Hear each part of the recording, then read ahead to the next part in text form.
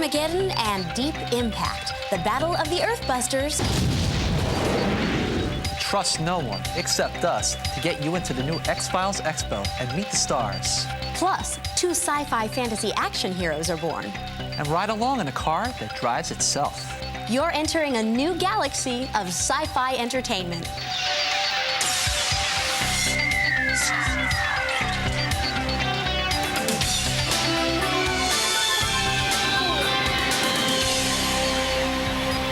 I'm Chase Masterson. And I'm Scott Nance. I just beamed down from Deep Space Nine for this brave new world of sci-fi entertainment. I love Deep Space Nine. In fact, I love all sci-fi, and I can assure you that this show is going to be the science fiction mothership. So let's get started at warp speed with the latest buzz from the Sci-Fi Wire.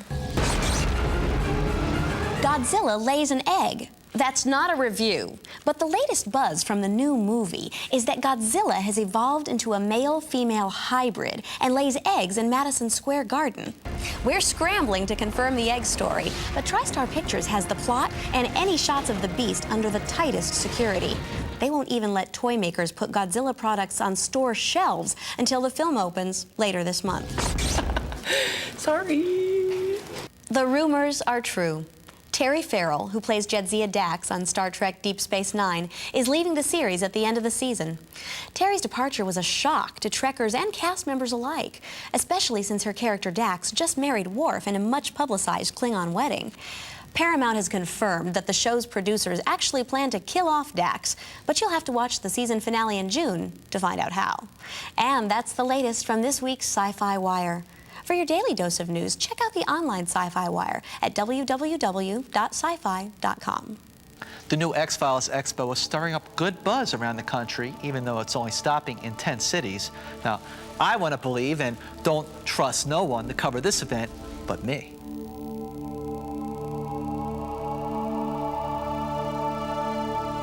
We're in a hangar right now, you know, and it's you see a lot of hangars on our show, and you see a lot of goings-on in hangars. This X-Files gathering is put together by Fox.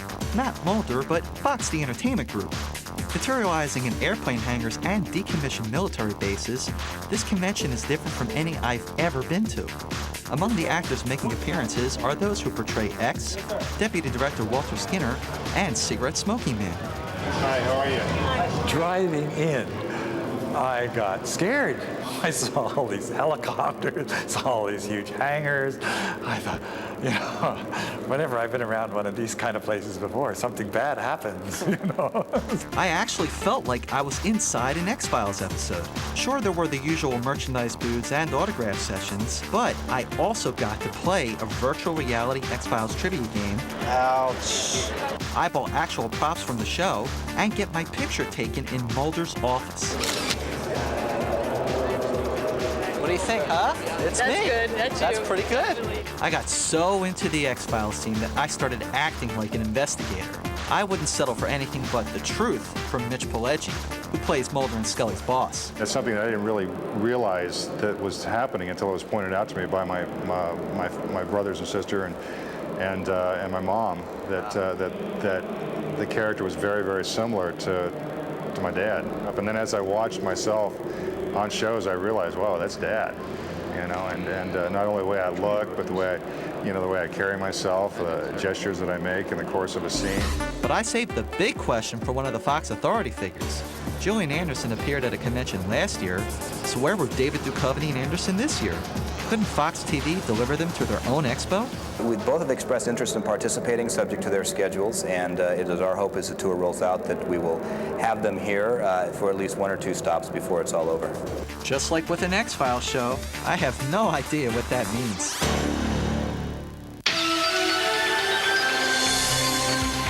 Next up, a futuristic car that takes us for a drive. Welcome to Altair 4, gentlemen. And what would you spend for your own Robbie the Robot?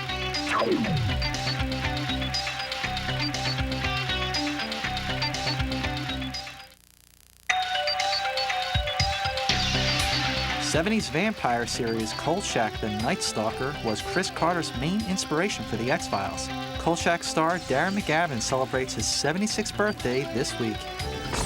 It's our living sci-fi section now. With glimpses into the future and people who really live sci-fi. First up, have you ever seen a car drive itself? I don't mean in the movies, I mean on the highway. Well, I did, and we probably all will in the future.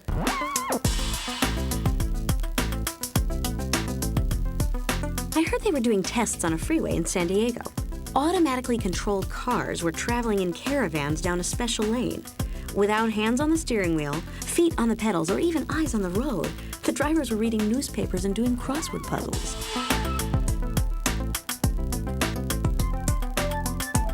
I discovered the cars were developed for the California Path program, a joint venture of private industry, the University of California, and other institutions.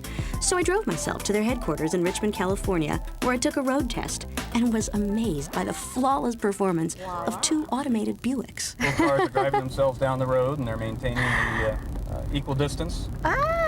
Look, Ma, no hands. At the facility, I probed the mind of one of the program's research specialists, Wei Bin Zhan. Those vehicles can be operated under fully automatic control.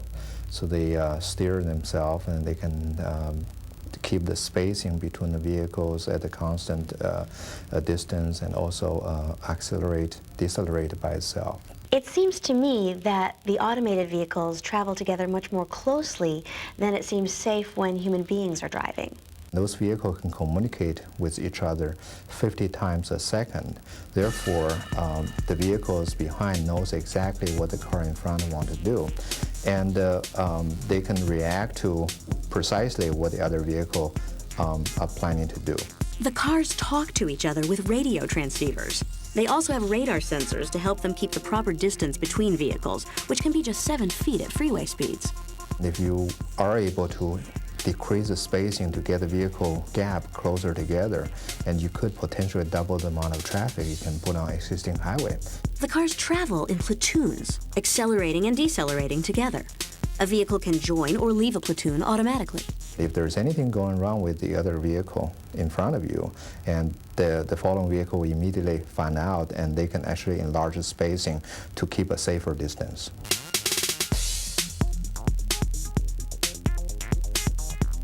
What I really wanted to know was how the cars steer themselves. The answer? They have sensors which detect magnets buried in the roadbed. The driver selects destinations on a video screen, and a computer in the trunk controls the vehicle's functions. And that computer is smart enough to handle failures in the system. Statistics show that 90% or over 90% of accidents are caused by human driver errors. And this system will not make mistakes. Now, if they could just get this technology into one of those BMW Roadsters, I'd be one happy non-driver. Wow, cool story, Chase. How long till we see those cars on the road? Well, the technology is already here. It's just a matter of putting the magnets in the roads. But since that'll take government action, I wouldn't hold your breath. You know, sci-fi has become such a major part of everyday life these days. You'll frequently find it performed in comedy clubs. We asked Matt Weinhold to tell us what's it like performing sci-fi on stage. Matt? Well, you know, before I even get into that, I just want to say it's a pleasure to be here. I'm a big fan of yours. I'm a big fan of yours. Oh, you lie. Come on. Absolutely. You are great on Deep Space Nine. And Tell us. Yes. How did you get started doing science fiction in comedy clubs? It was a religious experience that I had at a convention once. Said I was dressed in my Next Generation Starfleet uniform, which, by the way, I do have both of them. Do you have action figures? I do have action figures. Now, are they the 6 or the 9-inch? They're the normal size. So, I mean, as a fan, when did you really start to feel that there was this break from it being sort of looked down on to like being, yeah, hey, I love Star Trek, I love sci-fi? I would actually say to the crowd, I would say, how many people are Star Trek fans? And for a while there, I was like, and then you'd say, how many people are sports fans? And you'd say Star Trek now, and you look out in the crowd and everyone's dressed like a Klingon, Ferengi ears, and which I love. You know, anybody that dresses up. I love the people. You go into the conventions, you always see these guys dressed up in the full Klingon outfit with glasses over it. Like, what are you? You're like the Klingon accountant? What is this? Like the Woody Allen Klingon. I'm sorry, gawk makes me nauseous. I will die with honor. Well, one question, and I'm sure every sci-fi fan out there wants to know, the ultimate question, Kirk or Picard? Patrick Stewart, fine, fine actor. Brilliant Shakespearean actor. Anything that he says, I'm riveted. But you could never see Patrick Stewart being able, with a straight face, to say those lines like, yes, a kiss is something that two human beings do, too. Say hello. Did she buy it? Did she buy it? Thanks again, Matt. Hopefully you'll beam in again soon. Thank you, human.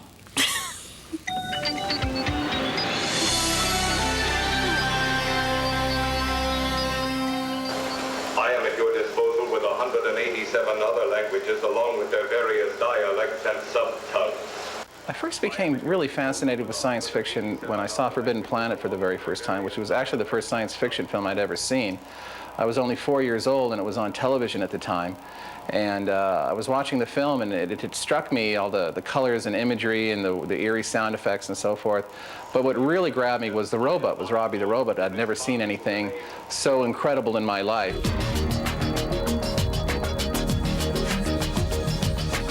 The first time I realized I could probably build my own Robbie was really when I saw it on display at Movie World. I really took a good look at it, and when I got past all the intricacies of it, I thought, you know, I think I could build that. Welcome to Altair 4, gentlemen.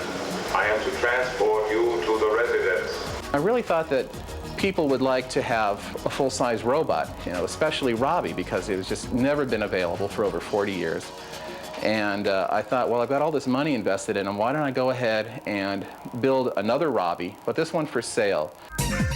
We went ahead and licensed Robbie, and now I make them available for sale. And they're just doing really well, and I put as much attention into detail when I build Robbie as anything. I mean, they're all handmade by me. I don't farm out any work and so forth. I mean, I make sure I do all the final assembly, and they're all hand numbered, they're all hand painted. When I get the robots, my wife Chris is, besides my life partner, is also an enormous help to me in the business. She does all the buying of all the electronic parts that goes into the robot. She takes care of all the phone calls, all the purchasing of the parts. So Robinsons are no longer my responsibility. Movement relieves my sensory tensions. I kind of got the itch to build something else. And I already had Robbie. I didn't need another Robbie. So I went out and I thought, well, I would really like Robbie's little brother, which is the classic robot from Lost in Space, robot model B9. Robot in magnetic lock. You can look at the Mona Lisa all day, or a Statue of David or something. I mean, that's where I consider these guys. I consider them really not so much props, but classic works of art.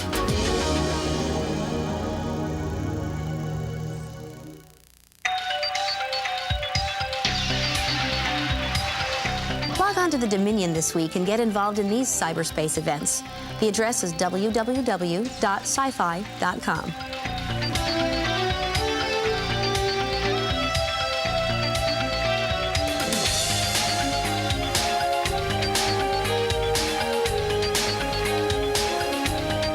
Every week, our Sci-Fi Insider puts you behind the scenes before film and TV shows hit the screen. Well, you know, Chase, the end of the world is coming to theaters not once, but twice. Armageddon has an asteroid, Deep Impact has a comet, and both are on a collision course with Earth. Deep Impact slams into the theaters next weekend and promises some great special effects.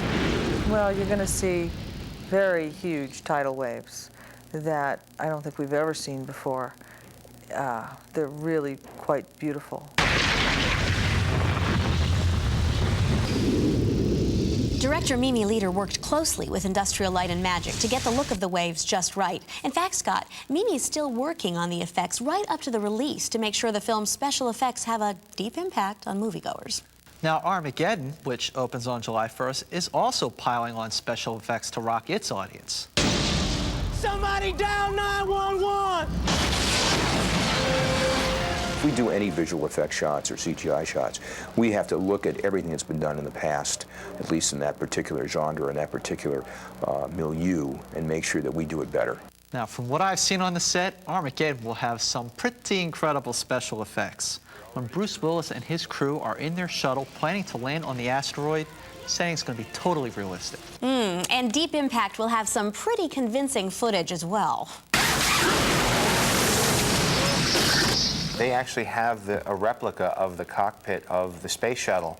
And since the Messiah, which is the ship that we're in, is supposed to be the next generation, they used the basic cockpit of it and then expanded on it. It was like very little dramatic license. They were at least 90% dead on.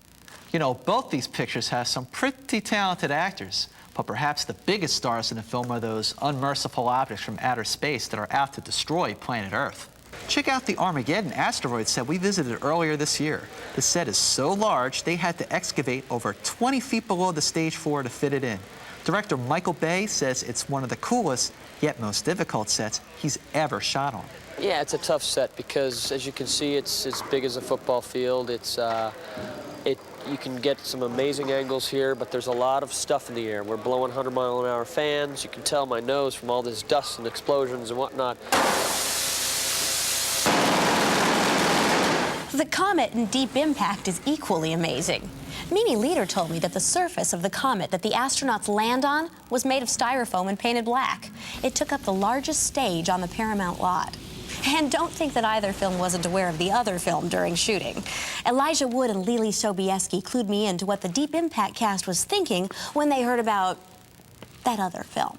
When we were filming, they hadn't started filming yet.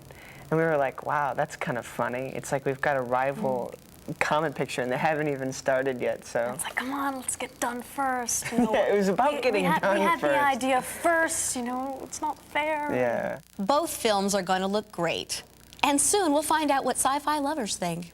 We'll review Deep Impact when it opens next weekend. Then Armageddon falls from the sky on July the 1st. From comets and asteroids to stars, as in hot sci-fi action stars. Move over, Arnold and Bruce. Casper Van Dien and Matt LeBlanc are waiting in the wings. If we can't go around the sun, then we go straight through it using your hyperdrive. Tough and in command, Major Don West is a far stretch from Joey on Friends. In fact, Lost in Space director Stephen Hopkins didn't even want to audition the popular TV star. Yeah, he didn't want to see me at first. I had to fight to get in the room. Then my agent said, okay, I got you in there. I'll do a good job. So I went in and auditioned. I thought, you know, this is the right guy for the role. You know, he's like this 40s heroic character. You know, that he's not like a pretty boy or anything too much, or he's not in the film. You know, he plays like a tough guy, and I like that about him. This is Jupiter 2, diverting all spacecraft control to the main computer. LeBlanc almost needed superhero powers to balance his time on Friends and the London-based Lost in Space set. Like a true action star, he was always on the move. Thursday and Friday in LA, working on Friends. Saturday, fly to London, get there Sunday because of the time change. Work Monday, Tuesday, half a day Wednesday. Fly back to LA, learn the whole show in one day on Thursday. Shoot Friday, back to London Saturday and do it all over again. If every actor puts a little of himself into each role, then who is LeBlanc's true alter ego? The rugged Major West or the sweet and innocent Joey? Well, I think there's, you know, threads of myself in both. I think I'm like Joey in the sense that I stick up for my friends and, you know, do that kind of thing. And I think that quality is the same in Don West. He'll stick up for his friends. Hang on! Lost in Space is Matt's first venture into sci-fi action films, but Casper Van Dien is an old hand at it. Before swinging into theaters as Tarzan, he pulled duty on last year's Starship Troopers. You got a bug problem, man? I still it, Trooper! Casper's work in Paul Verhoeven's epic film turned the actor into one of Hollywood's hot new action stars. Take her! When I first came out here, I thought I'd be going more in the love direction and you know, more doing romantic comedies. Instead, Van Dien is utilizing brains and brawn in films like Tarzan and The Lost City. Tarzan won't be the last time we see Van Dien on the move. He's already got 2 more action films in the can. And while he appreciates the work of fellow action stars like Schwarzenegger and Willis, Casper's definitely cut from his own cloth. I don't want to particularly form myself after anybody. I want to just be me, and I just want to have fun. If Van Dien does choose to stay in the action genre, he better be ready to deal with some tough competition. Recently, another vine-swinging hero beat him to the screen. When I went to my son's school, I handed them pictures of me as Tarzan. I handed it to this one little boy, and he goes, I got George of the Jungle. He's shaking, he's looking like this, and I'm like, no, I'm Tarzan. He goes, I got George of the Jungle, and I'm like, no, kid, I'm Tarzan. I'm the cool one. Xena's Lucy Lawless, Michael Crichton, and Dinner with the Superheroes on the next Sci-Fi Entertainment, only on the Sci-Fi Channel. Next Friday at 6:30 p.m. Eastern. For a whole month worth of Sci-Fi Entertainment, pick up the Sci-Fi Entertainment magazine. It's available at your local newsstand or by calling 1-800-77-SCI-FI.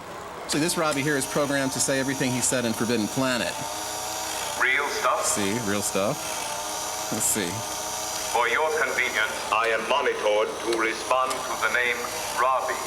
We'd like to welcome our friend Robbie, along with his creator, Fred Barton. I mean, the fans must go nuts for this sort of thing. The fans love it, and I always bring it to conventions just so we can, keep the robot persona alive. And I take them to other conventions, electronic shows, whatever. Oh. And it's really interesting to see the sign of the times. There'll be a beautiful Playboy bunny, say, at another booth to attract attention. And that booth is empty, and there's this huge crowd around Robbie, and people are shooting pictures and everything. Well, here's a question I'm almost afraid to ask here, but how much does he cost? Robbie starts, it's like optioning out a luxury car. The base price for Robbie is $15,000, and you can option them all the way up to $75,000. So there's really one for every price range. You'll meet more interesting sci-fi fans like Fred, and Scott, for that matter, as well as get the latest buzz and go behind the scenes every week on Sci-Fi Entertainment. Quiet, please. I am analyzing.